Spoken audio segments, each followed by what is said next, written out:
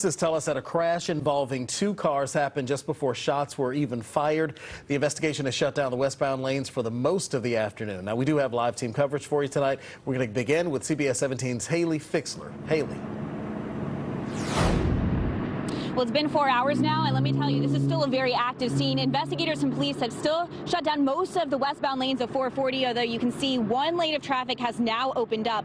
And we are still working to get you the name of the person shot and the officer involved. But I do want to bring up a video that you might have seen on your social media pages. We aren't going to show you that video, but it does show Raleigh police asking a man to stop walking away. He continues to walk, and that's when police appear to fire a taser. The man falls, and then you can hear some screams in the background of that video. Several officers then surround him, and the man then struggles to get up and starts to fight an officer when you can hear a shot ring out. Now, a 16-year-old I spoke to was driving on 440 when he saw all of this. This is what he told me. I saw a couple ambulances pull up right before the gunshots happened. I was honestly just scared for myself because I didn't know what to do, because at that point, all I knew was there was bullets flying around.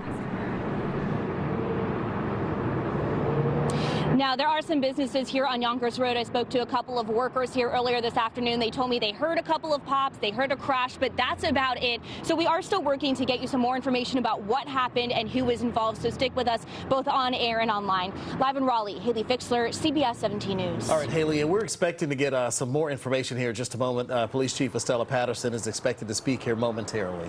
So for now, let's go to CBS 17's Sean Cudahy with what he's seeing about a half-mile from the scene. Sean, this has had a major impact on traffic, and I imagine there are a lot of headaches for those drivers trying to get home.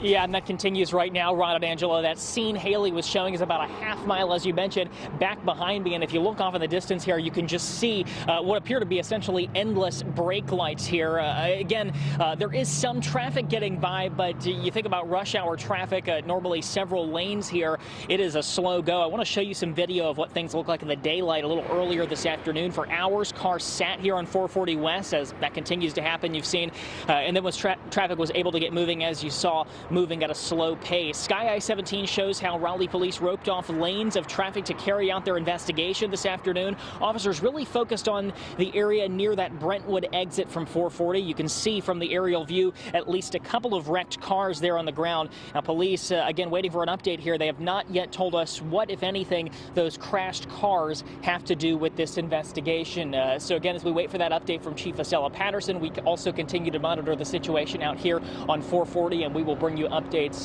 throughout the evening as we get them. Live in Raleigh, Sean Cudahy, CBS 17 News. I mean, what an